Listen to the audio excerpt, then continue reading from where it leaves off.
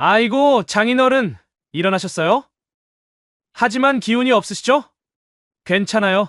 제가 편안하게 보내드릴게요. 힘 빼시고 가만히 계세요. 이 악마 같은 놈들, 당장 멈춰. 오호, 말씀도 하시네요. 역시 의지가 강하시군요. 당신, 왜 이러는 거야? 6개월 동안 당신 같은 늙은이랑 한 침대에서 자는 게 얼마나 역겨웠는지 알아? 이제 좀 편안하게 살고 싶어서 그래? 당신 돈과 보험금으로 우리는 새 인생을 시작할 거야. 안녕, 여보 좋은 꿈 꾸길 바래. 사연을 듣고 난 후 각자의 의견을 댓글로 남겨주시기 바랍니다. 사소한 댓글이라도 사연자분에게 큰 힘이 될 수 있습니다. 각색될 수 있고 사연자분의 입장에서 구성될 수 있습니다. 박남수 씨는 현재 60대 남성으로 30대에 결혼했다가 1년 만에 이혼한 후 거의 40년 동안 혼자 살아왔습니다. 그가 젊은 시절 결혼했던 아내와는 여러 이유로 맞지 않았지만 그중 가장 큰 이유는 잠자리 문제였습니다. 서로 노력해도 한계가 있었고 결국 오래 가지 못하고 이혼을 선택했습니다. 이후 그는 재혼을 꿈꾸지 않았고 자유롭게 연애만 하며 살았습니다.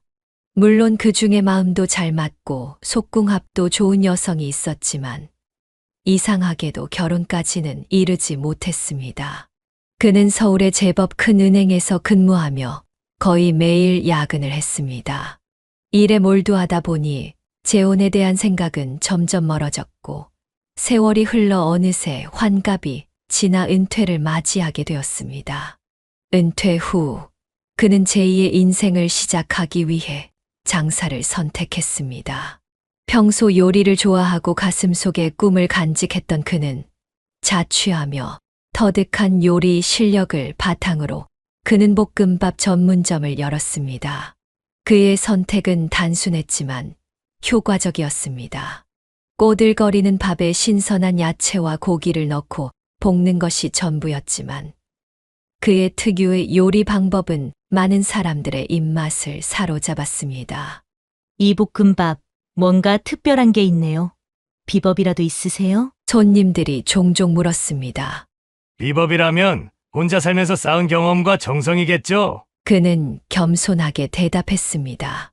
그의 볶음밥은 단순히 그의 입맛에만 맞는 것이 아니라 많은 사람들이 좋아하는 맛이었습니다. 식당을 연 지 불과 3개월 만에 그는 많은 단골 손님을 확보했고 입소문이 퍼지면서 손님들이 줄을 서서 기다리는 일도 흔해졌습니다. 남수 씨 가게는 늘 북적이네요.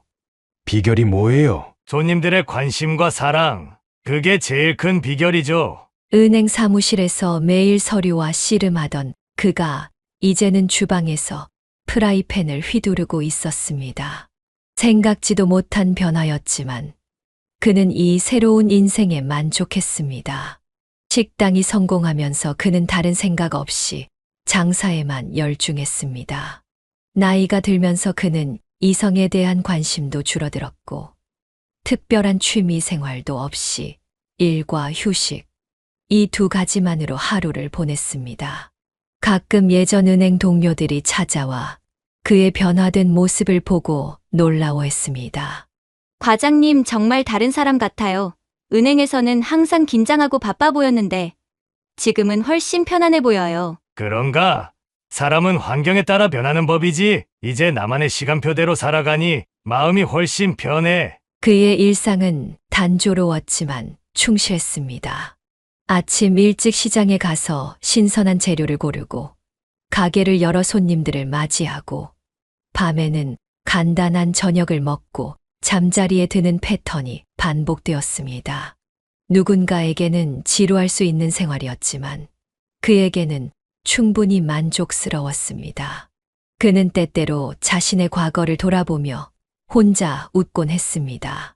젊은 시절에는 승진과 성공만 쫓았던 그가 이제는 손님들의 맛있어요 한마디에 행복을 느끼는 사람이 되었으니까요. 그렇게 은행원에서 식당 사장으로 변신한 박남수는 새로운 인생을 열심히 살아가고 있었습니다. 인생의 인연은 참으로 묘한 때에 찾아옵니다. 박남수의 식당이 안정적으로 자리 잡고 일상이 편안해질 무렵 예상치 못한 사랑이 그의 문을 두드렸습니다. 매주 수요일과 토요일이면 어김없이 찾아오던 한 여성 손님이 있었습니다. 그녀의 이름은 김선자였고 50대 후반의 우아한 여성이었습니다. 항상 단정하게 차려입고 볶음밥을 조용히 즐기던 그녀가 어느 날 식사를 마친 후 계산대에서 평소와 다른 말을 건넸습니다. 사장님, 혹시 시간 괜찮으시면 가게 밖에서 한번 커피라도 함께 하실래요? 순간 박남수는 놀라움에 잠시 말문이 막혔습니다. 호의를 거절하기에는 그녀의 눈빛이 너무 진지했습니다.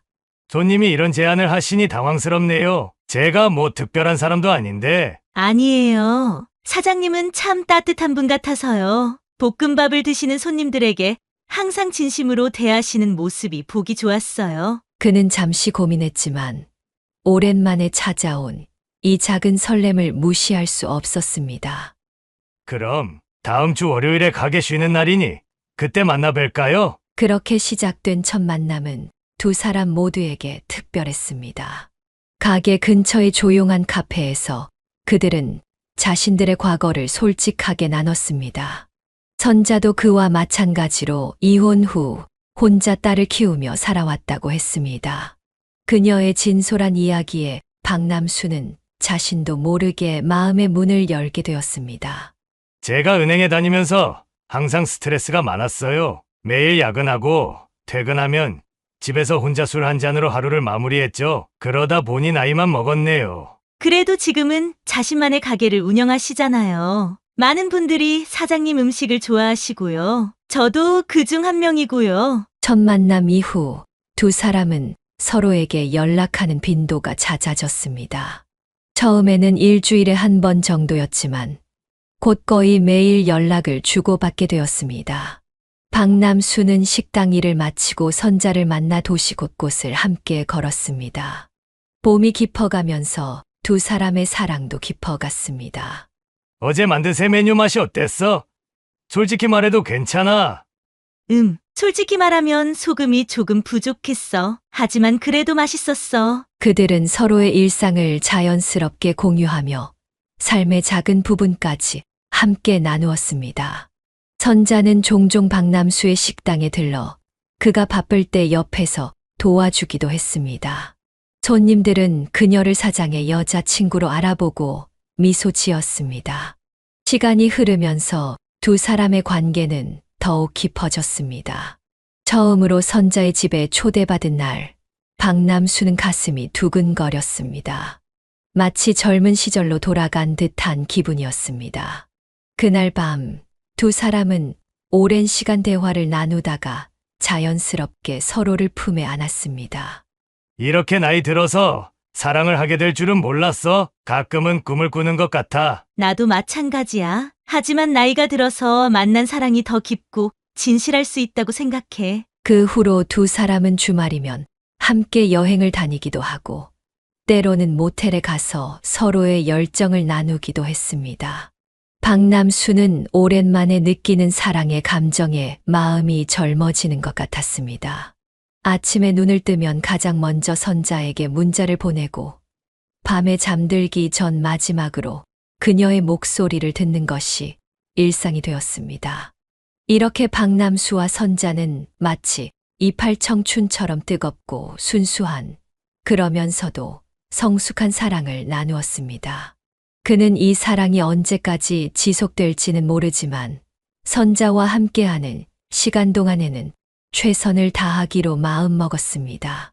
그의 인생에 찾아온 뜻밖의 사랑은 이제 그의 삶의 중요한 부분이 되었습니다. 그녀와의 연애가 4개월째에 접어들 무렵 박남수의 삶에 또 한 번의 전환점이 찾아왔습니다. 그날은 평소와 같이 식당 문을 닫고 선자의 집에서 함께 저녁을 먹는 날이었습니다. 선자는 특별히 정성을 들여 음식을 준비했고 테이블에는 와인까지 놓여 있었습니다. 그는 무언가 특별한 일이 있을 거라고 예감했지만 그것이 결혼 제안일 줄은 몰랐습니다. 저녁 식사를 마치고 소파에 나란히 앉아 와인을 마시던 중 선자가 갑자기 진지한 표정으로 말을 꺼냈습니다. 우리 같이 살면 어떨까? 이제 매일 헤어지는 게 너무 아쉬워. 박남수는 잠시 말을 잇지 못했습니다. 그녀의 말이 단순히 동거를 의미하는 것인지 아니면 결혼을 의미하는 것인지 확실하지 않았기 때문입니다. 같이 산다는 게 어떤 의미로 말하는 거야? 결혼, 혼인신고하고 정식으로 부부가 되는 거. 그의 표정이 굳어지는 것을 본 선자는 재빨리 말을 이었습니다. 거창한 결혼식은 필요 없어. 그냥 우리끼리 혼인신고만 해도 좋아. 이 나이에 남은 시간을 혼자 보내기는 너무 외로울 것 같아서. 박남수는 당황했습니다. 그는 선자와의 관계가 이렇게 빨리 결혼으로 이어질 거라고 생각하지 않았습니다. 그에게 재혼은 40년 동안 한 번도 진지하게 고려해 본 적 없는 일이었습니다. 갑자기 그런 말을 하니 좀 당황스럽네. 난 사실 재혼은 생각해 본 적이 없었어. 선자의 눈에 실망감이 비쳤습니다. 그럼 우리 관계는 어떻게 생각하고 있었어? 그냥 계속 이렇게 만나다가 언젠가 헤어질 거라고 생각했어? 아니, 그런 건 아니고 난 그냥 하루하루 즐겁게 지내면서 관계를 발전시켜 나가면 된다고 생각했어. 결혼이라는 형식이 꼭 필요할까? 이 나이에 언제까지 연애만 할 순 없잖아. 안정된 삶을 위해서는 서로가 책임지는 관계가 필요해. 난 내가 진심으로 나를 사랑한다면 결혼까지 생각하고 있을 거라 믿었어. 이런 대화는 그날 밤뿐만 아니라 이후 며칠 동안 계속되었습니다. 선자는 집요하게 결혼에 대한 이야기를 꺼냈고 때로는 눈물을 보이기도 했습니다. 박남수는 점점 압박감을 느꼈습니다. 계속 연애만 하고 싶다면 다른 사람을 찾아볼게. 난 정말 안정된 가정을 다시 꾸리고 싶어. 선자의 이 말에 박남수는 깊은 고민에 빠졌습니다. 그는 선자를 잃고 싶지 않았습니다. 비록 결혼은 계획에 없었지만 이제 그녀는 그의 일상에서 없어서는 안 될 존재가 되었습니다. 매일 아침 그녀의 문자를 확인하고 저녁에는 그녀의 목소리를 들으며 하루를 마감하는 것이 습관이 되었습니다. 며칠 동안의 고민 끝에 박남수는 결정을 내렸습니다. 선자를 만나기 위해 그녀의 집을 찾았을 때 그는 작은 꽃다발을 들고 있었습니다. 많이 생각해봤어. 내가 내 곁에 있는 게 얼마나 소중한지 깨달았어. 우리 결혼하자. 남은 인생을 함께 보내고 싶어. 선자는 기쁨에 차서 그를 끌어안았습니다. 정말 진심이야? 얼마 후 두 사람은 조용히 혼인신고를 마쳤습니다. 화려한 결혼식 대신 그들은 가까운 지인 몇 명만 초대해 작은 식사 자리를 가졌습니다. 그리고 선자는 자신의 집을 정리하고 박남수의 집으로 이사했습니다. 60대의 신혼생활은 처음에는 달콤했습니다. 박남수는 아침에 일어나 옆에 누군가가 있다는 사실이 여전히 낯설었지만 동시에 따뜻한 감정도 느꼈습니다. 선자는 그를 위해 맛있는 아침을 준비했고 식당에도 가끔 들러 도움을 주었습니다. 결혼하기 전보다 식당 장사가 더 잘 되는 것 같아. 너의 미소가 손님들을 더 많이 끌어들이나 봐. 요리 솜씨는 당신이 훨씬 좋지만 내 서비스 실력도 만만치 않거든. 그렇게 일주일 동안 둘은 행복한 시간을 보냈습니다. 하지만 인생이란 항상 예측 불가능한 법이죠. 그의 평화로운 신혼생활에 예상치 못한 변화가 찾아왔습니다.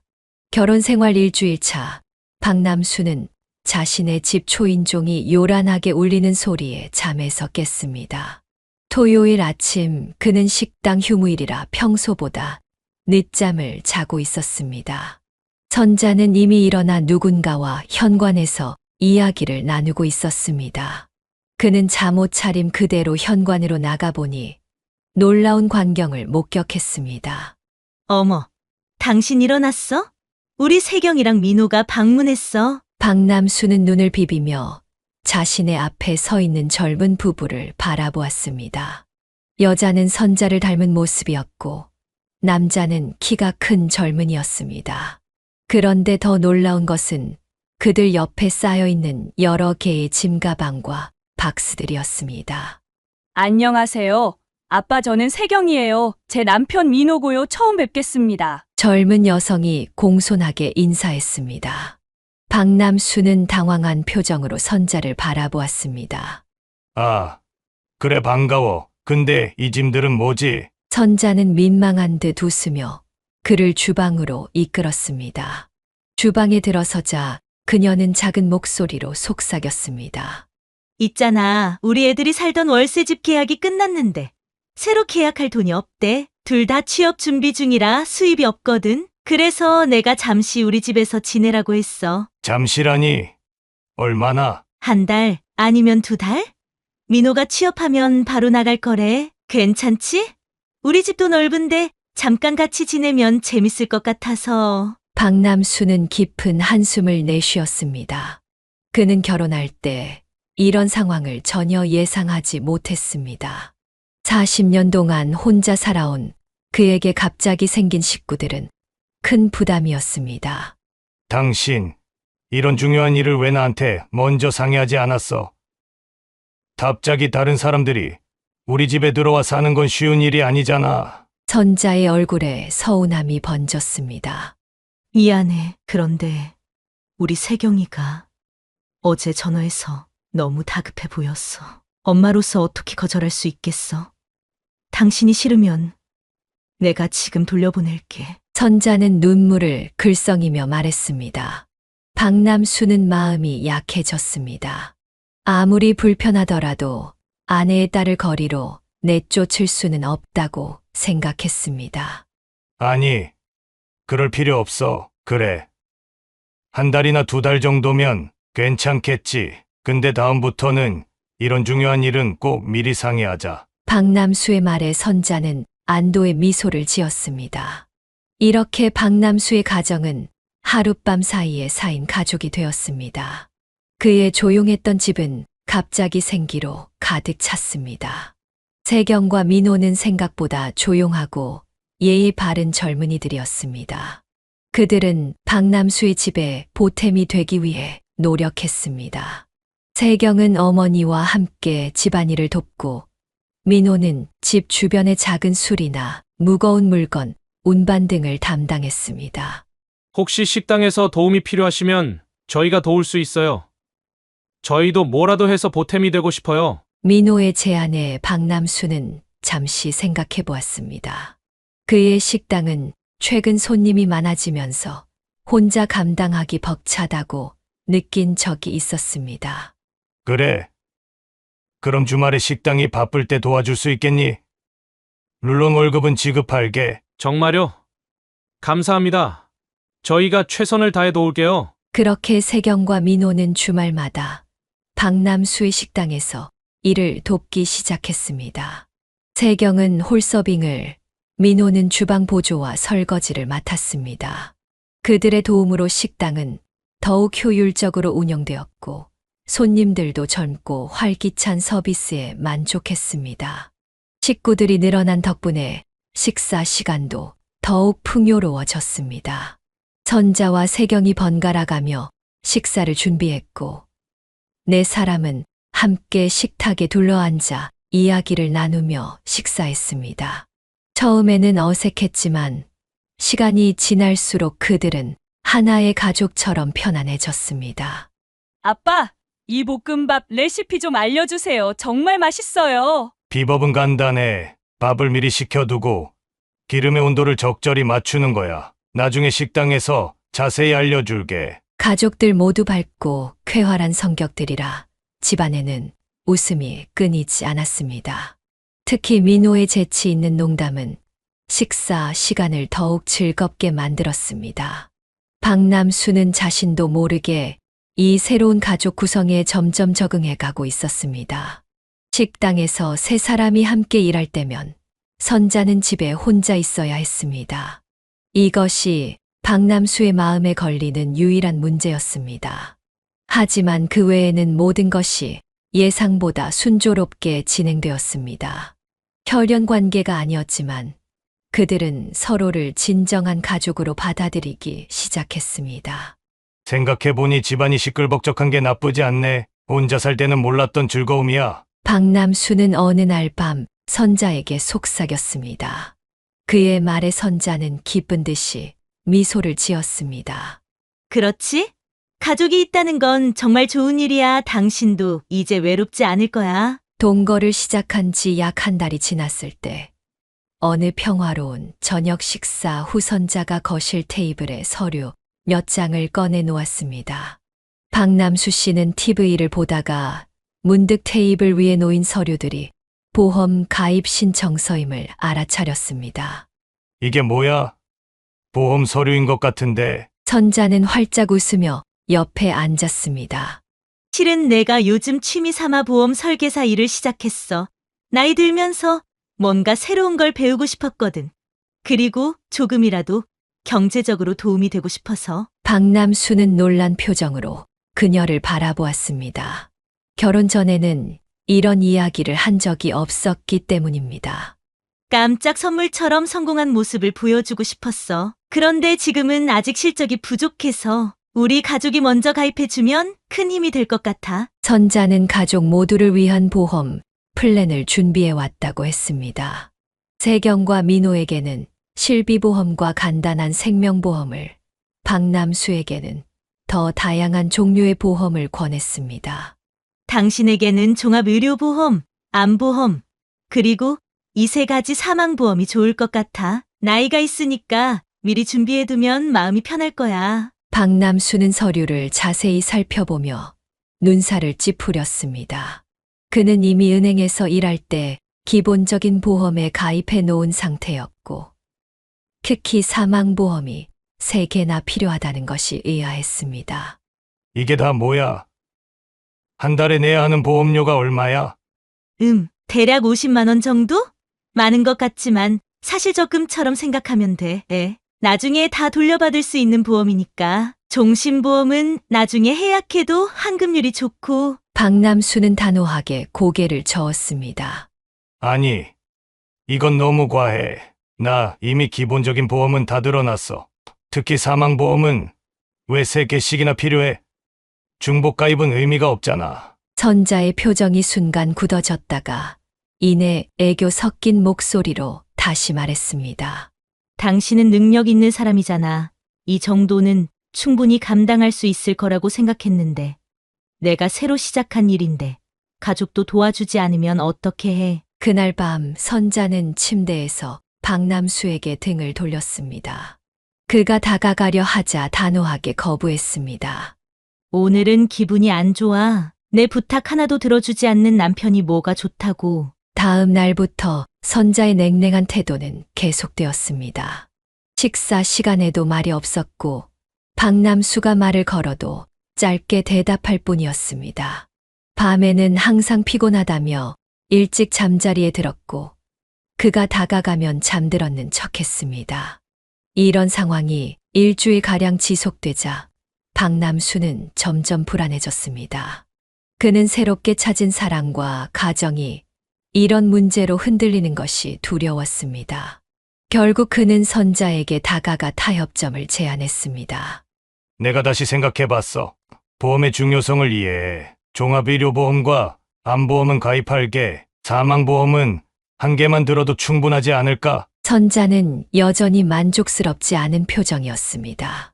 사망보험이 중요한 이유는 만약에 사고로 당신이 갑자기 떠나게 되면 남겨진 가족들이 경제적으로 어려움 없이 살 수 있게 하기 위한 거야. 한 개로는 보장이 충분하지 않아. 하지만 3개나 필요한가? 각각 보장 내용이 달라. 하나는 순수 사망 보장, 하나는 질병으로 인한 사망, 그리고 하나는 재해 사망. 이렇게 모든 상황에 대비하는 거지. 결국 박남수는 항복했습니다.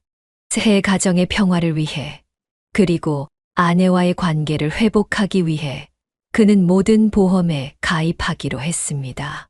선자가 추천한 3개의 사망보험을 포함해 총 5개의 보험에 가입한 그는 한 달에 50만 원 가까이 보험료를 내게 되었습니다. 자, 이제 다 서명했어. 만족하지? 선자의 얼굴에 화색이 돌았습니다. 정말 고마워. 당신은 세상에서 제일 좋은 남편이야. 이제 우리 가족 모두 안전하게 보장받을 수 있게 됐어. 그날 밤부터 선자는 이전에 다정한 모습으로 돌아왔습니다. 그녀는 특별히 정성스러운 저녁을 준비했고, 오랜만에 둘은 달콤한 시간을 보냈습니다. 박남수는 비록 경제적으로는 부담이 되었지만, 가정의 화목을 되찾은 것에 만족했습니다. 이후 선자는 보험 일을 열심히 하는 듯 했습니다. 그녀는 종종 저녁 늦게까지 고객을 만난다며 외출했고, 박남수는 그런 그녀를 이해하고 응원했습니다. 하지만 은행에서 오랫동안 일했던 그의 경험으로는 보험 판매의 세계가 그렇게 순탄치만은 않다는 것을 알고 있었습니다. 그는 가끔 선자의 실적이 어떤지 물어보곤 했지만 그녀는 항상 긍정적인 대답으로 얼버무렸습니다. 잘 되고 있어. 처음에는 힘들지만 점점 나아지고 있어. 당신이 도와준 덕분이야. 세경과 민호가 박남수의 집에 머문 지 거의 2달이 지났습니다. 처음 약속했던 12달의 기간이 지나가고 있었지만 그들이 이사 나갈 기미는 보이지 않았습니다. 식당에서 함께 일하는 시간이 늘어나면서 그들과의 관계는 더욱 돈독해졌고 가족으로서의 유대감도 깊어졌습니다. 하지만 박남수는 아내와 단둘이 보내는 시간이 점점 줄어드는 것에 아쉬움을 느꼈습니다. 어느 저녁 그는 신문을 보다가 흥미로운 소식을 발견했습니다. 그가 수십 년간 근무했던 은행에서 계약직 사원을 모집한다는 공고였습니다. 경력직 우대, 연령 제한 없음, 3개월 수습 후 정규직 전환 가능이라는 조건이 눈에 띄었습니다. 이거 좋은 기회인데. 그는 중얼거렸습니다. 식사 시간, 박남수는 이 소식을 세경과 민호에게 전했습니다. 세경아, 민호야, 내가 오늘 좋은 소식을 들었는데 내가 전에 다니던 은행에서 계약직을 뽑는데 자격 조건도 그리 까다롭지 않고 연령 제한도 없더라고. 너희 둘이 한번 지원해보는 게 어떨까? 세경과 민호는 놀란 표정으로 서로를 바라보았습니다. 민호가 먼저 입을 열었습니다. 아버님, 저희한테 그런 제안을 해주시다니 정말 감사합니다. 하지만 저희는 지금 새아버님 식당에서 일하는 게 너무 즐겁고 보람이 있어요. 세경도 고개를 끄덕였습니다. 맞아요. 게다가 저희가 갑자기 그만두면 아빠 식당은 어떻게 되나요? 요즘 손님이 많아서 바쁘잖아요. 박남수는 당황했습니다. 그는 세경과 민호가 은행 취직 소식에 기뻐할 것이라 예상했기 때문입니다. 식당 아르바이트보다는 은행 계약직이 월급도 더 많고 안정적일 텐데 말입니다. 내 말은 그런 뜻이 아니라 너희 미래를 위해서야. 식당 일은 언제든 다른 아르바이트생을 구할 수 있어. 은행에 취직하면 월급도 더 많고 나중에 정규직으로 전환될 가능성도 있잖아. 민호는 고개를 가로저었습니다. 아버님, 저희는 사실 대기업 취직보다는 자영업을 꿈꾸고 있어요. 언젠가 저희만의 작은 가게를 열고 싶거든요. 그래서 아버님 식당에서 경험을 쌓는 게 더 도움이 될 것 같아요. 그래? 창업도 좋지. 하지만 요즘 자영업이 쉽지 않아. 자본금도 필요하고 경험도 많이 필요하지. 회사에 다니면서 돈을 모으는 것도 하나의 방법일 텐데. 세경이 조심스럽게 말을 이었습니다. 사실 저희는 미래 계획이 있어요. 나중에 돈이 들어올 예정이라. 박남수는 의아한 표정으로 물었습니다. 돈이 들어온다고? 무슨 뜻이야? 아, 그냥 제 친척 중에 도와주겠다고 약속한 분이 계셔서요. 그래서 당장 돈 걱정은 안 해도 될 것 같아요. 박남수는 더 이상 묻지 않았지만 마음 한구석에 의문이 생겼습니다. 이 젊은 부부가 말하는 나중에 들어올 돈이 무엇인지 궁금했습니다. 하지만 그는 그저 자신의 과한 걱정이라고 자신을 다독였습니다. 며칠 후 박남수는 선자와 단둘이 있을 때 이 문제를 다시 꺼냈습니다. 세경이랑 민호가 은행 취직 제안을 거절한 거 알지? 좀 이상하지 않아? 월급도 더 많을 텐데. 선자는 한숨을 쉬었습니다. 그 애들이 요즘 젊은이들처럼 회사 생활보다는 자유롭게 살고 싶어 하나 봐. 이해해줘. 그건 이해. 하지만 언제까지 우리 집에 살 생각인지 모르겠어. 처음에는 12달이라고 했잖아. 벌써 2달이 지났어. 선자의 표정이 어두워졌습니다. 정말 그렇게 불편해? 세경이는 내 딸이고 집도 넓은데 조금 더 같이 지내면 어때? 불편한 건 아니야. 그냥 우리 둘만의 시간도 필요하지 않을까 싶어서. 선자는 잠시 침묵했다가 작은 목소리로 말했습니다. 알았어. 내가 애들한테 얘기해 볼게. 하지만 너무 서두르지는 말자. 그 애들도 지금 나름대로 열심히 미래를 준비하고 있으니까. 그렇게 대화는 끝났지만 실질적인 해결책은 나오지 않았습니다. 박남수는 마음 한편으로는 세경과 민호가 자신의 집에서 나가길 바랐지만 동시에 그들에게 정이 들어 갑자기 내쫓는 것도 마음이 내키지 않았습니다. 시간은 흘러 세경과 민호가 박남수의 집에 머문 지 6개월이 되었습니다. 그동안 그들은 식당 일을 성실히 도왔고 집안일도 적극적으로 도와 실질적인 가족의 일원이 되었습니다. 비록 혈연 관계는 아니었지만 박남수는 어느새 세경을 친딸처럼 여기게 되었고 민호도 믿음직한 사위로 생각하게 되었습니다. 생각해보니 집안이 시끌벅적한 게 나쁘지만은 않네. 오히려 활기차고 좋은 것 같아. 박남수는 어느 날 저녁 혼자 있을 때 이런 생각을 하게 되었습니다. 하지만 그럼에도 불구하고 가끔은 선자와 단둘이 조용히 지내고 싶은 마음이 들었습니다. 가족의 소중함과 개인적인 욕구 사이에서 그는 미묘한 균형을 유지하려 노력했습니다. 폭염이 기승을 부리던 7월의 어느 날, 민호가 식당 마감 후 기다렸다는 듯이 박남수에게 다가왔습니다. 그의 눈빛에는 평소와 다른 열기가 서려 있었습니다. 아버님, 요즘 너무 더워서 그런데 저희 가족 모두 휴가 좀 다녀오면 어떨까요? 시원한 계곡물에 발도 담그고 바비큐도 즐기고 어떠세요? 박남수는 잠시 망설였습니다. 식당을 비우는 것이 걱정되었고 또한 평생 혼자 살아온 그에게 가족 여행이라는 개념 자체가 낯설었습니다. 글쎄 식당은 어떻게 하지? 요즘 손님이 많아서. 세경이 재빨리 말을 이었습니다. 아빠, 다른 식당들도 여름휴가 때 문 닫잖아요. 앞에 여름휴가라고 써붙여 놓으면 손님들도 이해할 거예요. 게다가 아빠 얼굴색이 안 좋아 보여요. 너무 일만 하시니까. 선자도 거들었습니다. 그래, 당신 요즘 너무 지쳐 보여. 우리 다 같이 며칠 쉬다 오면 좋을 것 같은데. 셋의 설득에 박남수는 천천히 고개를 끄덕였습니다. 어쩌면 이런 가족 여행이 새로운 경험이 될 수도 있을 것이라는 생각이 들었습니다. 좋아. 그럼 언제 갈까? 민호의 얼굴에 승리의 미소가 번졌습니다. 이번 주말은 어떠세요? 제가 이미 펜션도 알아봤거든요. 계곡 바로 앞이라 시원하고 경치도 끝내줘요. 이번 주말. 그렇게 급하게. 날씨 좋은 여름 주말에는 예약이 금방 차버려요. 운 좋게 취소된 방이 있어서 잡아뒀어요. 박남수는 의아했지만 그들의 열정적인 모습에 더 이상 거절할 수 없었습니다. 그래. 알았어. 펜션 비용은 내가. 아니에요. 세경이 급하게 끼어들었습니다. 이번에는 저희가 새아빠에게 효도하는 여행이에요.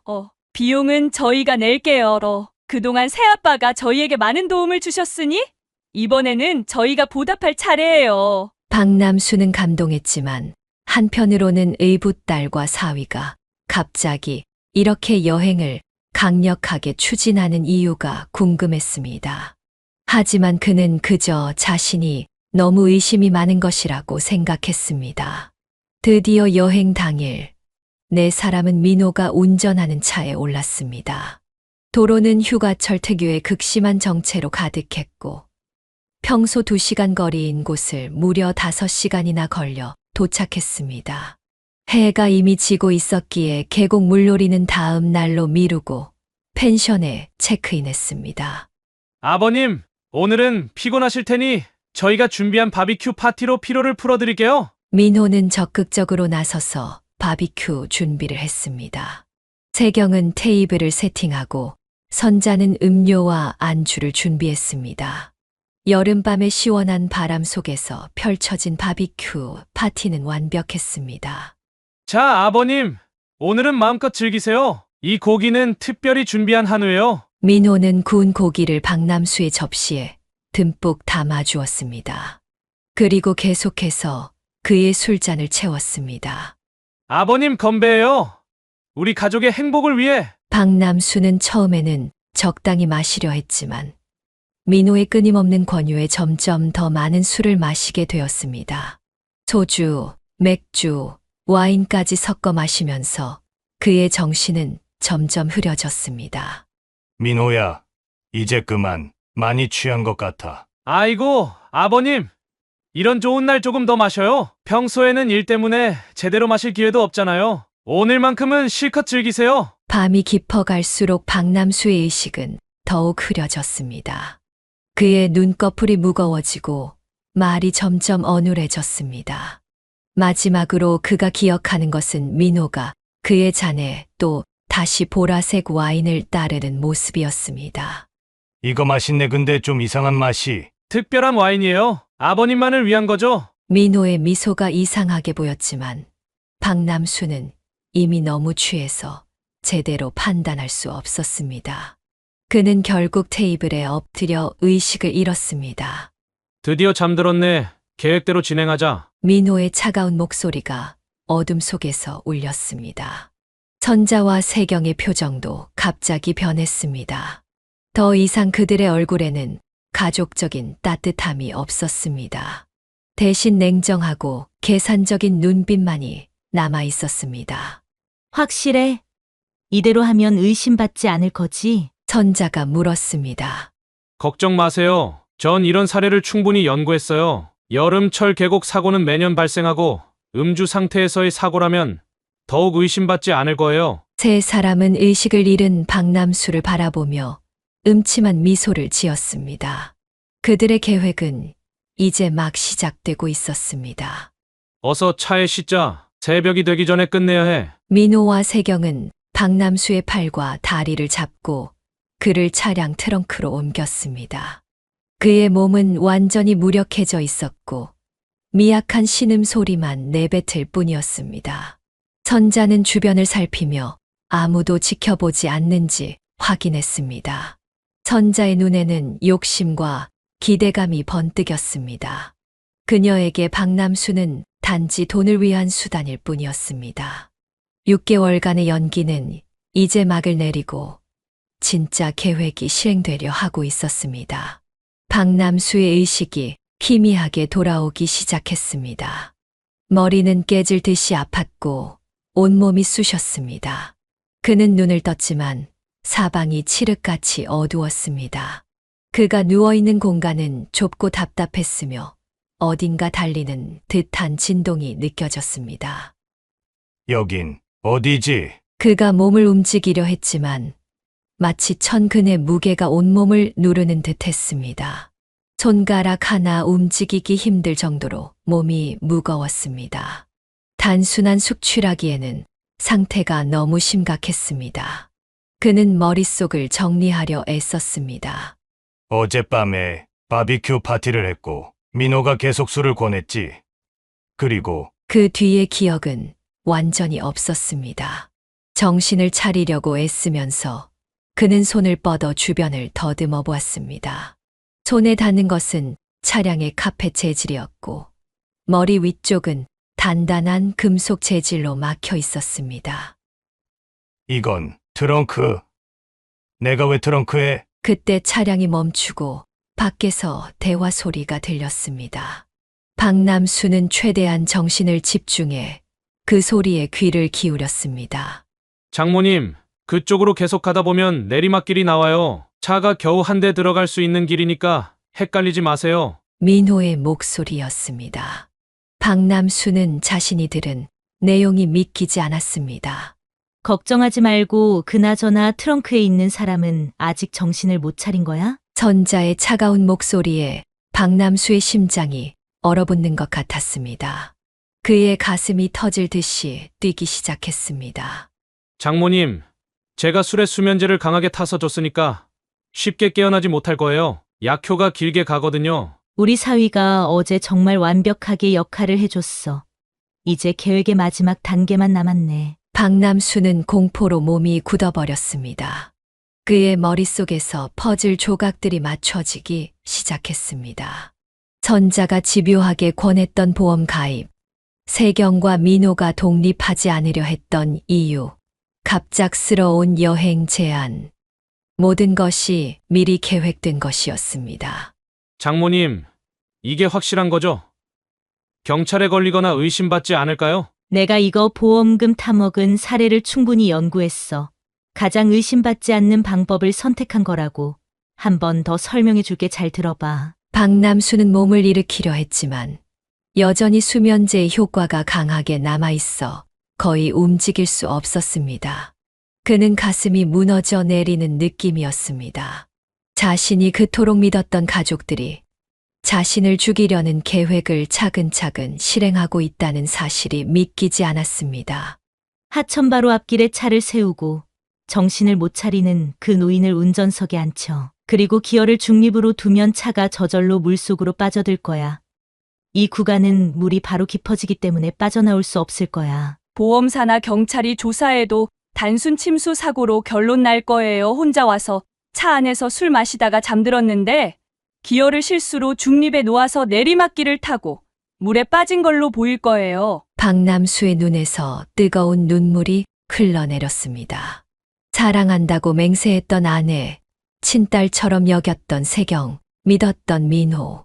그들은 모두 자신의 돈과 보험금만 노리고 접근한 것이었습니다. 차가 다시 움직이더니 이내 멈추었습니다. 트렁크가 열리고 민호의 얼굴이 보였습니다. 그는 박남수를 보고 씩 웃었습니다. 아이고, 장인어른, 일어나셨어요? 하지만 기운이 없으시죠? 괜찮아요. 제가 편안하게 보내드릴게요. 힘 빼시고 가만히 계세요. 민호는 냉혹한 표정으로 박남수를 트렁크에서 끌어냈습니다. 박남수는 온 힘을 다해 저항하려 했지만 손가락 하나 제대로 움직일 수 없었습니다.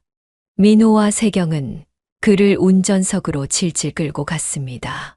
이 악마 같은 놈들, 당장 멈춰. 박남수는 겨우 이 정도 말을 할 수 있었습니다.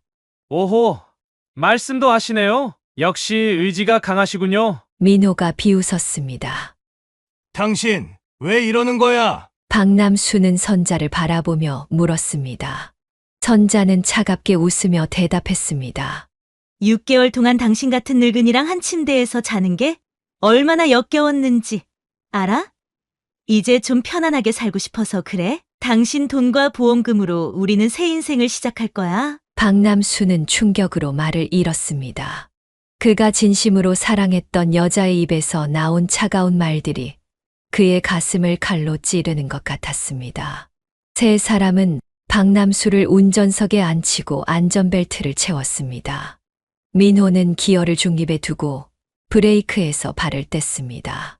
차는 서서히 내리막길을 따라 움직이기 시작했고 곧 내린 첫 물가로 향했습니다. 안녕, 여보 좋은 꿈 꾸길 바래? 선자가 차가운 미소를 지으며 손을 흔들었습니다. 차가 물에 닿는 순간 박남수의 생존 본능이 폭발했습니다. 그는 자신의 몸에 남아있는 모든 힘을 끌어모아 안전벨트를 풀려고 했습니다. 차는 점점 더 깊이 물속으로 가라앉았고 물이 차 안으로 들어오기 시작했습니다. 여기서 죽을 순 없어. 이 악마들에게 당할 순 없어. 박남수는 필사적으로 움직였습니다. 차가운 물이 그의 몸을 덮치자 잠시 정신이 번쩍 들었습니다. 그는 마지막 힘을 다해 안전벨트를 풀고 운전석 창문을 내리려 했지만 이미 전기 시스템이 작동하지 않았습니다.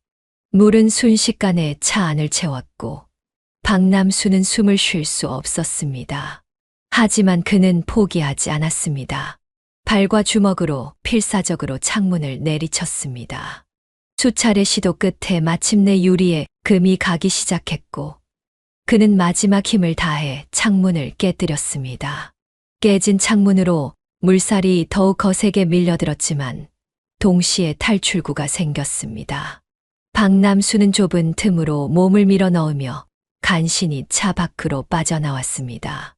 그의 폐는 터질 듯이 아팠고 시야는 흐려졌지만 그는 포기하지 않고 필사적으로 수면을 향해 헤엄쳤습니다. 박남수는 마지막 남은 힘을 다해 수면 위로 올라왔습니다. 그는 고통스럽게 공기를 들이마시며 사방을 둘러보았습니다. 검은 물살이 그를 계속해서 하류로 끌고 가려 했지만 그는 필사적으로 기력을 다해 물결과 싸웠습니다. 그의 몸은 여전히 수면제의 영향으로 둔했지만 죽음의 위기를 겪으며 본능적인 생존력이 그를 지배했습니다. 살아야 해 반드시.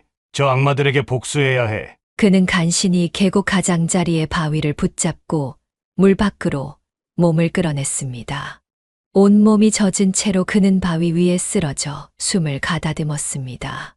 머릿속에는 여전히 선자와 세경, 민호의 차가운 눈빛과 잔인한 말들이 맴돌았습니다. 박남수는 간신히 몸을 일으켜 비틀거리며 걷기 시작했습니다. 어디로 가야 할지, 어떻게 도움을 구해야 할지 알 수 없었지만 본능적으로 도로 쪽으로 향했습니다.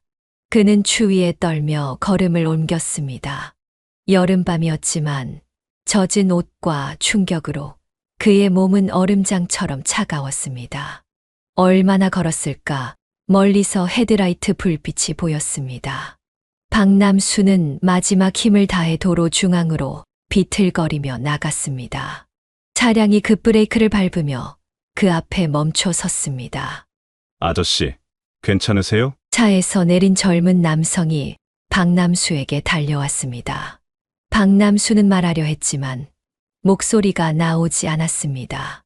그는 그저 고개를 흔들며 도움이 필요하다는 신호를 보냈습니다. 온몸이 다 젖었네요. 계곡에 빠지신 건가요? 일단 차에 타세요. 병원으로 모셔드릴게요. 젊은 남성이 박남수를 부축해 차에 태웠습니다. 따뜻한 차 안에서 그는 조금씩 정신을 차리기 시작했습니다. 감사합니다. 박남수가 겨우 말을 꺼냈습니다. 괜찮으세요? 무슨 일이 있으셨나요? 남성이 물었습니다. 박남수는 잠시 망설였습니다. 자신의 이야기가 너무 황당해서 믿어주지 않을까 걱정되었지만 지금 상황에서는 진실을 말하는 것 외에 선택지가 없었습니다. 제 가족이 저를 죽이려고 했습니다. 그는 떨리는 목소리로 말을 이었습니다. 아내와 의붓딸, 그리고 사위가 보험금을 노리고. 젊은 남성의 표정이 갑자기 진지해졌습니다. 그는 차를 길가에 세우고 박남수를 똑바로 쳐다보았습니다. 자세히 말씀해 주시겠어요? 제가 강원경찰청 강력범죄수사팀 형사 김준호입니다. 박남수는 놀랐지만 동시에 안도감을 느꼈습니다. 우연히 만난 사람이 경찰이라니 이것은 분명 기적이었습니다. 그는 천천히 처음부터 자신의 이야기를 들려주었습니다. 황혼 재혼부터 시작해 보험 가입, 가족 여행, 그리고 방금 전 살인, 시도까지 모든 것을 털어놓았습니다. 그들은 제가 죽었다고 생각할 테니 아마도 아직 그곳에 있을 겁니다. 김준호는 차를 돌려 박남수가 물에 빠진 장소로 향했습니다. 동시에 무전기로 지원을 요청했습니다. 그들이 현장에 도착했을 때 마침 선자, 세경, 민호가 차를 타려는 참이었습니다. 저기 있어요! 박남수가 소리쳤습니다. 경찰입니다. 움직이지 마세요. 세 사람의 얼굴에 경악이 번졌습니다. 특히 선자는 박남수가 살아있는 것을 보고 창백해졌습니다. 어떻게 이럴 수가. 선자가 중얼거렸습니다. 남편, 당신 살아있었어? 그녀는 믿을 수 없다는 듯 눈을 크게 떴습니다. 그래, 살아있어. 내 희망대로 되지 않아서 미안하군. 박남수는 비통한 목소리로 대답했습니다. 민호가 갑자기 움직였습니다. 그는 재빨리 주변을 둘러보더니 그들이 경찰 한 명과 박남수밖에 없다는 것을 깨달았습니다. 장모님, 위험합니다. 도망가야 해요. 민호가 외쳤습니다. 다들 그 자리에 서세요. 살인미수 혐의로 체포하겠습니다. 하지만 세 사람은 이미 다른 계획을 세웠습니다. 그들은 서로를 바라보며 고개를 끄덕였고 갑자기 세 방향으로 흩어졌습니다. 김준호는 민호를 쫓아갔지만 선자와 세경은 하천 쪽으로 달려갔습니다. 김준호가 테이저건을 꺼내 민호를 향해 발사했습니다. 전기 충격을 받은 민호는 그 자리에 쓰러졌지만 선자와 세경은 이미 내린천에 뛰어들었습니다. 돌아오세요. 위험합니다. 물살이 매우 세요. 김준호가 외쳤지만 두 사람은 이미 강한 물살에 휩쓸리고 있었습니다. 엄마! 세경이 비명을 질렀습니다. 박남수는 그들이 물에 휩쓸리는 것을 지켜보았습니다. 증오와 분노로 가득 찼던 마음이 순간 동요했습니다. 하지만 그가 할 수 있는 것은 아무것도 없었습니다. 그 역시 간신히 목숨을 건진 상태였고 다시 물에 뛰어들 힘이 없었습니다. 얼마 지나지 않아 경찰과 구조대가 도착했습니다. 그들은 즉시 수색 작업을 시작했지만 밤이라 시야가 좋지 않았고 물살도 거세서 쉽지 않았습니다. 민호는 체포되어 경찰차에 실려갔습니다. 다음 날 아침 구조대가 선자와 세경의 시신을 발견했습니다. 두 사람은 2km 하류에서 발견되었으며 강한 물살에 떠내려가다 익사한 것으로 추정되었습니다. 박남수는 병원 침대에 누워 있었습니다. 그는 물리적으로나 정신적으로나 큰 충격을 받았지만 기적적으로 목숨을 건졌습니다. 의사들은 그의 상태가 안정적이라며 곧 퇴원할 수 있을 것이라고 했습니다. 그의 침대 옆에는 김준호 형사가 앉아 있었습니다. 이제 어떻게 될까요? 사위는 살인미수 혐의로 기소될 겁니다. 그리고 보험금 문제도 있네요. 박남수가 병원에서 3일째 회복 중이던 때였습니다. 그는 병실 창문 너머로 보이는 맑은 하늘을 바라보며 지난 일들을 곱씹고 있었습니다. 그의 삶이 송두리째 흔들린 사건은 아직도 악몽처럼 느껴졌습니다. 그가 사랑했던 아내, 친딸처럼 여겼던 세경, 그리고 믿었던 사위 민호. 그들이 자신을 속였다는 현실을 받아들이기가 너무 힘들었습니다. 문득 병실 문이 열리고 김준호 형사가 들어왔습니다. 그의 표정은 무겁고 진지했습니다. 어르신, 좀 어떠세요? 김준호가 침대 옆 의자에 앉으며 물었습니다. 몸은 많이 나아졌네. 하지만 마음의 상처는 쉽게 아물지 않을 것 같아. 박남수는 한숨을 내쉬었습니다. 김준호는 잠시 침묵했다가 조심스럽게 말을 이었습니다. 안타깝게도 선자 씨와 세경 씨의 시신이 어제 발견되었습니다. 두 분 모두 내린 천 하류에서. 박남수는 말없이 고개를 숙였습니다. 그의 마음속에는 복잡한 감정들이 교차했습니다. 분노와 배신감, 그리고 이상하게도 조금의 슬픔까지. 아무리 그들이 자신을 해치려 했다 해도 인간의 죽음 앞에서는 무언가 숙연해지는 감정을 피할 수 없었습니다. 민호는요? 박남수가 물었습니다. 그는 현재 구치소에 있습니다. 살인미수와 보험사기 혐의로 기소되었고 재판을 앞두고 있습니다. 검찰에서는 최대한 중형을 요구할 예정입니다. 박남수는 고개를 끄덕였습니다. 최소한 민호만큼은 법의 심판을 받게 된 것이 다행이라고 생각했습니다. 그런데 김준호가 말을 이었습니다. 제가 오늘 특별한 소식을 전하러 왔습니다. 그는 서류 봉투를 꺼내 펼쳤습니다. 저희가 세 분의 금융 기록을 조사했는데 흥미로운 사실을 발견했습니다. 선자 씨와 세경 씨, 민호 씨, 이 세 사람 모두 상당한 액수의 보험에 가입되어 있었고 모든 보험의 수익자가 박남수 씨로 지정되어 있더군요. 박남수는 놀라서 말을 잇지 못했습니다. 무슨 뜻이죠? 아이러니하게도 그들이 어르신을 살해해 보험금을 타내려 했지만 선자 씨와 세경 씨의 죽음으로 인해 오히려 어르신이 그들의 보험금을 받게 되었다는 뜻입니다. 김준호는 서류를 넘겨가며 설명했습니다.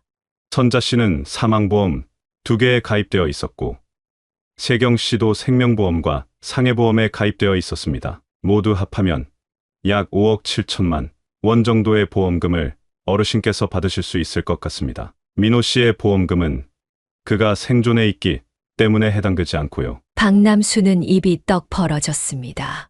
그는 도저히 상황을 이해할 수 없었습니다. 그게 어떻게 가능한가요? 왜 그들이 자신들의 보험금 수익자를 나로 지정했을까요? 김준호는 민호의 자백 내용을 설명했습니다. 민호의 자백에 따르면 그들의 원래 계획은 더 복잡했던 것 같습니다. 일단 어르신을 살해한 후 어르신 명의의 보험금을 받으려 했습니다. 하지만 만약 계획이 틀어질 경우 그들 중 한 명이 사고사하는 것처럼 꾸며서 2차로 보험금을 타내려는 백업 계획도 있었다고 합니다. 그런데 왜 굳이 그들 모두가 보험에 가입한 건가요? 민호의 진술에 따르면 일종의 안전장치였던 것 같습니다. 어느 한 명이 의심을 받게 되면 다른 한 명이 보험금을 청구할 수 있도록 여러 시나리오를 준비한 거죠. 하지만 아이러니하게도 그 안전장치가 오히려 역효과를 낳았습니다. 박남수는 모든 것이 꿈만 같았습니다. 그를 죽이려 했던 사람들이 오히려 죽음을 맞이했고, 그들이 노렸던 보험금이 고스란히 그에게 돌아온다니. 인생의 아이러니가 이보다 더할 수 있을까요? 그럼 이 보험금을 정말 제가 받을 수 있다는 건가요? 네. 법적으로는 아무런 문제가 없습니다. 어르신은 정당한 수익자이고 그들의 죽음에 어르신의 과실은 없었으니까요. 또한 민호의 자백으로 이 사건이 보험 사기 시도였다는 것이 명백히 밝혀졌기 때문에 보험사 측에서도 지급을 거부할 근거가 없습니다. 박남수는 감정이 복잡했습니다. 한편으로는 그들의 계획이 완전히 뒤틀려 자신에게 이익이 돌아왔다는 사실에 묘한 감정을 느꼈지만, 다른 한편으로는 인생의 무상함과 허무함을 느꼈습니다. 세상 일이 참 예측할 수 없군요. 맞습니다. 인생은 때로 우리가 상상할 수 없는 방향으로 흘러가기도 하죠. 김준호는 자리에서 일어나 박남수의 어깨를 가볍게 토닥였습니다. 어르신, 앞으로 어떻게 하실 계획이신가요? 박남수는 창밖을 바라보며 잠시 생각에 잠겼습니다. 그에게 남은 인생, 그리고 예상치 못하게 들어온 거금. 그는 이제 새로운 시작을 해야 했습니다. 아직 잘 모르겠네요. 하지만 한 가지는 확실합니다. 이제 더 이상 거짓된 사람과 관계 속에서 살지는 않을 겁니다. 병원에서 퇴원한 지 일주일 후, 박남수는 자신의 집 거실에 앉아 깊은 생각에 잠겼습니다. 집 안 곳곳에는 선자와의 추억이 남아 있었습니다. 벽에 걸린 사진들, 그녀가 좋아하던 꽃병, 함께 선택했던 커튼. 모든 것이 그에게 고통스러운 기억을 상기시켰습니다. 이 집에서 계속 살아간다는 것은 과거의 상처를 매일 되새기는 일이 될 것이었습니다. 이제 정말 새로운 시작이 필요해. 그는 결심했습니다. 다음 날, 박남수는 부동산 중개소를 찾았습니다. 그는 자신의 집과 식당을 매물로 내놓기로 했습니다. 집은 좋은 위치에 있었고, 식당도 단골 손님이 많아 빠르게 매수자가 나타났습니다. 한 달이 채 지나지 않아 모든 재산을 현금화한 그는 이제 어디로 가야 할지 고민했습니다. 도시에서 멀리 떨어진 곳, 새로운 사람들, 새로운 환경, 모든 것을 새롭게 시작할 수 있는 곳이 필요해. 그는 인터넷으로 여러 지역을 검색하다가 포천의 한 마을을 발견했습니다. 산과 바다가 모두 가까운 조용한 마을이었습니다. 게다가 마침 그곳에 아담한 전원주택이 매물로 나와 있었습니다. 사진을 본 순간 그는 직감적으로 그곳이 자신의 새로운 집이 될 것이라고 느꼈습니다.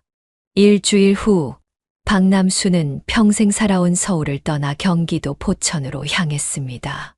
몇 시간의 운전 끝에 도착한 마을은 그가 상상했던 것보다 더 평화롭고 아름다웠습니다.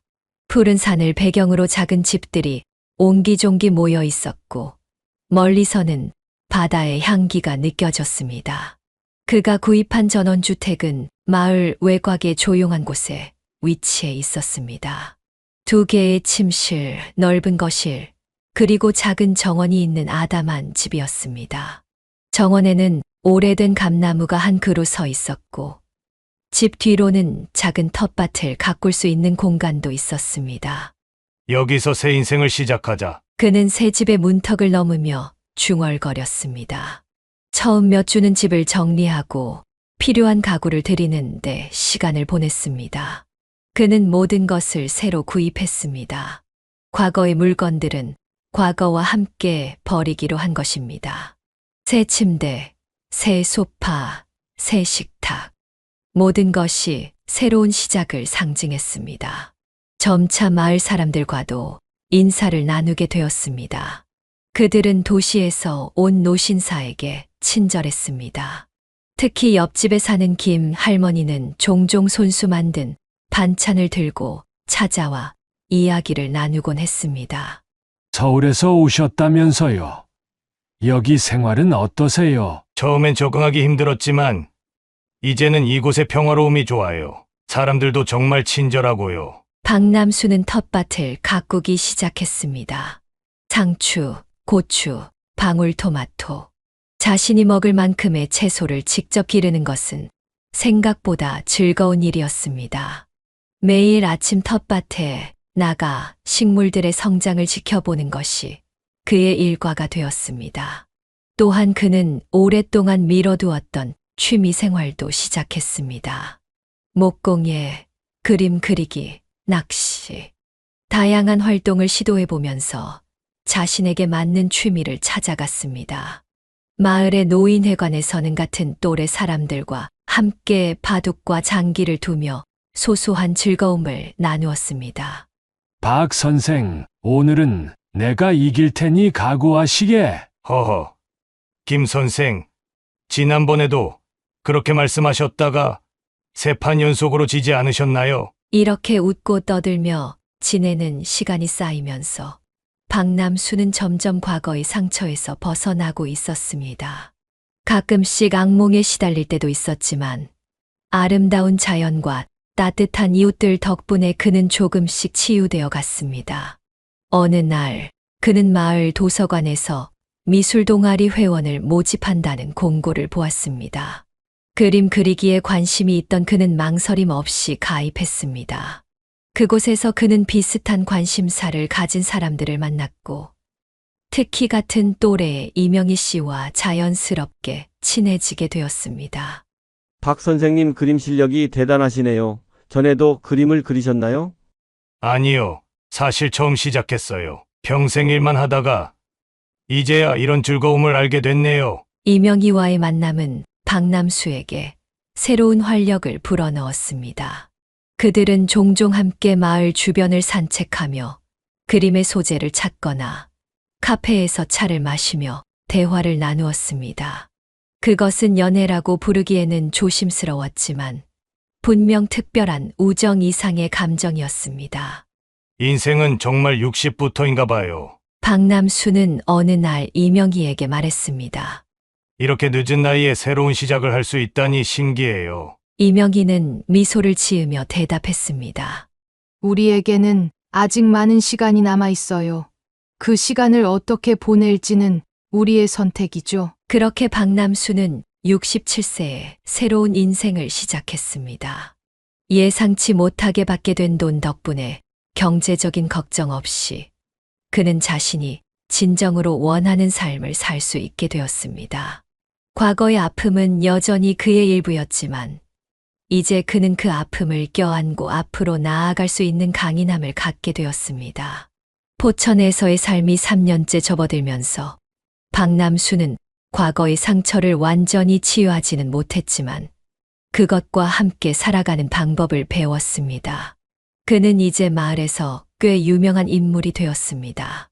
바둑 실력도 뛰어났고 자신이 가꾼 텃밭에 채소로 이웃들에게 음식을 대접하는 것을 즐겼기 때문입니다. 특히 볶음밥은 그의 전문 분야로 마을 행사가 있을 때마다 그의 볶음밥은 항상 인기 메뉴였습니다. 어느 가을날 마을 문화센터에서 인생 이야기 나누기라는 프로그램이 열렸습니다. 지역 주민들이 자신의 삶의 경험을 나누는 자리였습니다. 처음에 박남수는 참여할 생각이 없었지만 이명희의 권유로 마음을 바꾸었습니다. 남수 씨 이야기는 많은 사람들에게 도움이 될 거예요. 특히 나이 들어 재혼을 생각하는 사람들에게요. 그렇게 박남수는 처음으로 자신의 이야기를 대중 앞에서 나누게 되었습니다. 그는 황혼재혼부터 시작해 선자와의 만남, 결혼, 그리고 그 후의 충격적인 사건들까지 솔직하게 이야기했습니다. 물론 너무 개인적인 부분은 생략했지만 자신이 경험한 배신과 위기, 그리고 그것을 극복한 과정을 진솔하게 전했습니다. 저는 여러분들에게 황혼재혼이 나쁘다고 말하려는 게 아닙니다. 오히려 진실한 마음으로 만난다면 늦은 나이의 만남도 아름다울 수 있다고 생각합니다. 하지만 그는 잠시 말을 멈추고 깊은 숨을 내쉬었습니다. 세상에는 돈이나 재산만을 바라보고 접근하는 사람들이 있습니다. 특히 우리처럼 나이 든 사람들은 외로움에 약해질 수 있고 그런 약점을 노리는 이들이 있다는 것을 알아야 합니다. 청중들은 숨소리도 내지 않고 그의 이야기에 집중했습니다. 몇몇은 고개를 끄덕이며 공감을 표시했습니다. 제가 전하고 싶은 교훈은 바로 이것입니다. 진실한 관계는 시간을 두고 천천히 발전합니다. 서두르지 마세요. 상대방의 진심을 파악하는 데 시간을 투자하세요. 그리고 무엇보다 여러분 자신의 직감을 믿으세요. 저는 여러 번 이상한 느낌이 들었지만 그것을 무시했습니다. 한 노인이 질문을 던졌습니다. 그럼 박 선생님은 이제 다시는 누군가를 사랑하지 않으실 건가요? 그 끔찍한 경험 때문에 모든 관계를 두려워하시는 건 아닌지. 박남수는 잠시 생각에 잠겼다가 미소를 지으며 대답했습니다. 처음에는 그랬습니다. 모든 사람을 의심했고 특히 여성들에게 마음을 열지 못했죠. 하지만 시간이 지나면서 깨달았습니다. 한 사람의 배신 때문에 모든 사람을 의심하는 것은 제 삶을 더 불행하게 만들 뿐이라는 것을요. 그는 자리에 앉아있는 이명기를 향해 따뜻한 시선을 보냈습니다. 저는 이제 새로운 인연들을 조심스럽게 하지만 열린 마음으로 받아들이고 있습니다. 진정한 관계는 물질적인 것이 아닌 서로에 대한 존중과 이해를 바탕으로 합니다. 강연이 끝난 후 많은 노인들이 박남수에게 다가와 자신들의 경험을 나누거나 조언을 구했습니다. 그는 모든 이에게 진심으로 귀를 기울였고 자신의 실수와 교훈을 솔직하게 나누었습니다. 박 선생님 덕분에 용기를 얻었어요. 저도 비슷한 경험이 있거든요. 제 친구가 지금 비슷한 상황에 있는 것 같은데 어떻게 조언해주면 좋을까요? 그날 이후 박남수는 종종 노인 커뮤니티 센터에서 상담 봉사를 하게 되었습니다. 그의 경험은 비슷한 상황에 처한 많은 노인들에게 도움이 되었고 그 역시 다른 이들을 도움으로써 자신의 상처를 치유할 수 있었습니다. 여러분, 나이가 들었다고 해서 사랑과 행복을 포기할 필요는 없습니다. 다만 진실한 사람들과 함께하는 것의 중요성을 잊지 마세요. 진정한 연결은 금전적 이득이나 외적인 조건이 아닌 서로에 대한 진심에서 시작됩니다. 이제 그의 삶은 과거와 완전히 달라졌습니다. 이명희와의 관계는 천천히 그러나 확실하게 깊어졌고 그들은 서로에게 의지하며 인생의 남은 여정을 함께 걸어가기로 했습니다. 결혼은 하지 않았지만 그들의 관계는 어떤 법적 약속보다 더 견고했습니다. 박남수는 종종 자신의 과거를 돌아보며 생각했습니다. 만약 그 끔찍한 사건이 없었다면 그는 지금의 평화와 진정한 사랑을 알지 못했을지도 모릅니다. 인생의 가장 어두운 순간이 오히려 그를 가장 밝은 빛으로 이끌었다는 아이러니를 그는 이제 이해했습니다. 인생은 예측할 수 없는 여정입니다. 때로는 우리가 가장 두려워하는 순간이 가장 큰 성장의 기회가 되기도 합니다. 사연을 듣고 댓글을 남겨주시기 바랍니다. 사소한 의견일지라도 사연자분에게는 큰 힘이 됩니다. 노골적인 악성 댓글은 사연자분에게 상처가 될 수 있으니 삼가주시기 바랍니다.